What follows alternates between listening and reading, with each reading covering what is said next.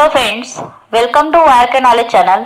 Friends, आज आपण पाहूया विल म्हणजेच मृत्यूपत्र बाबतचे नियम. सो फ्रेंड, आमचा व्हिडिओ शेवटपर्यंत बघा.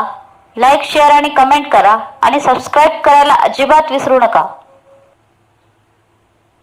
फ्रेंड्स, मृत्यूपत्राबाबत काही ठळक मुद्दे दिलेले आहेत. फर्स्ट आहे, अविवाहित व्यक्तीने विवाहापूर्वी केलेले मृत्यूपत्र विवाह झाल्यावर आपोआप रद्द ठरते. सेकंड आहे, मृत्यूपत्रात परस्पर विरोधी मजकूर असल्यास शेवटचा मजकूर ग्राह्य धरण्यात येतो. थर्ड आहे, मृत्यूपत्रात उल्लेखिलेल्या संपत्तीपैकी मृत्यूपत्र करणाऱ्याच्या निधनाच्या वेळेस शिल्लक संपत्तीस केवळ विचारात घेतली जाते. फोर्थ आहे, ज्या व्यक्तीचे मानसिक संतुलन योग्य असेल आणि वयस्क असेल म्हणजेच तिचे वय 18 पेक्षा जास्त असेल तर ती स्वतः मृत्यूपत्र बनवू शकते. आणि फिफ्थ आहे, मृत्यूपत्र कोणत्याही प्रकारच्या स्टॅम्प पेपरवर लिहिण्याची गरज नाही. आता आपण हिंदू वारसा कायदा 1956 यामध्ये काय तरतूद आहे ते पाहूया. भारतीय वारसा हक्क कायदा 1925 च्या कलम 74 अन्वये मृत्यूपत्र अनिश्चित असल्यास तो दस्तऐवज अवैध ठरतो. स्पष्ट इच्छा व्यक्त न केलेले मृत्यूपत्र अवैध असते. इच्छापत्र नसल्यास धर्माच्या कायद्यानुसार संपत्तीची वाटणी केली जाते. हिंदू वारसा कायद्यानुसार पहिला वर्ग, दुसरा वर्ग, तिसरा वर्ग अशा पद्धतीने 9 वर्गात संपत्तीची विभागणी केली आहे.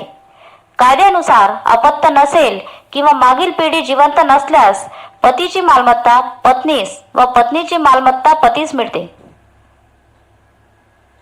आता मृत्यूपत्र करताना साक्षीदार हवेत की नकोत आणि ते कोणते हवेत हे बघूया. मृत्यूपत्र करणाऱ्याने 2 साक्षीदारासमोर सही केलेली असावी. तसेच साक्षीदारांनी देखील तेव्हा सही केलेली असावी व तसा तारखेचा उल्लेख असावा. साक्षीदार व्यक्ती शक्यतो घरातील नातेवाईक नसावेत. साक्षीदार व्यक्ती शक्यतो मृत्यूपत्रकर्त्यापेक्षा वयाने लहान असावेत. साक्षीदारांना मृत्यूपत्रात कुठल्याच प्रकारचा वाटा नसावा. शक्यतो ह्यातील एक डॉक्टर आणि वकील असल्यास पुढील काम सोपे होते. आता मृत्यूपत्रात बदल करता येतो की नाही हे पाहूया. मृत्यूपत्र हयातीत कधीही रद्द करता येते, त्यात बदल करता येतो किंवा अधिक माहिती समाविष्ट करता येते. आहे त्यास मृत्यूपत्रात करण्यात येणारे फेरबदल व दुरुस्ती याला पुष्टीपत्र म्हणतात. मृत्यूपत्राची नोंदणी कुठे करता येते ते पाहूया. मृत्यूपत्राची नोंदणी ऐच्छिक आहे, परंतु अशी नोंदणी करणे हिताचे असून ही नोंदणी जिल्हा व तालुक्याच्या ठिकाणी दुय्यम निबंधकाच्या कार्यालयात करता येते. या नोंदणीमुळे तारखेचे वाद होत नाही. आता मृत्यूपत्र कोणाच्या लाभात करता येते हे बघूया. मृत्यूपत्र हे कायदेशीर वारसाच्या लाभात करणे बंधनकारक नसते. सदर मिळकती या स्वतःच्या असल्याने किंवा स्वतःच्या हिश्श्याच्या असल्याने त्याची विल्हेवाट करण्याचा अधिकार पूर्णत्वाने मृत्यूपत्रकारास असतो. त्यामुळे तो कुणाच्याही लाभात असे मृत्यूपत्र करू शकतो. मग तो सज्ञान व अज्ञान कोणीही चालतो. किंवा जन्माला येऊ घातलेल्या मुलाच्या नावे सुद्धा मृत्यूपत्र करता येते. तसेच त्रयस्थ इस्माच्या लाभात करण्यासही कायद्याचा कोणताही अडसर असत नाही. मृत्यूपत्राच्या मिळकतीचे वर्णन.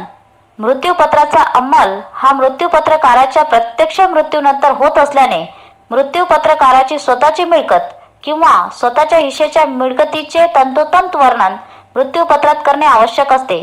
तसेच अशी मिळकत कोठे असावी याचे बंधन नाही.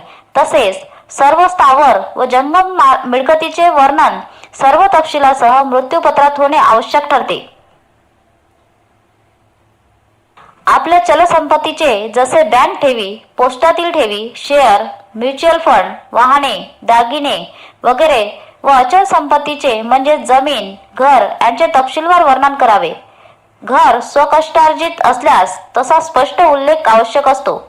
कोणत्या व्यक्तीला आपल्या संपत्तीतील किती वाटा मिळावा हे नमूद करावे. हा वाटा टक्क्यांमध्ये लिहावा. संपत्तीवर कर्जे असल्यास ती कशी व कोणी फेडावे याचाही स्पष्ट उल्लेख असावा. विम्याच्या सर्व पॉलिसीची क्रमांकानुसार नोंद असावी. संयुक्त मृत्यूपत्र बघूया. दोन किंवा दोनपेक्षा अधिक व्यक्ती संयुक्त मृत्यूपत्र लिहू शकतात.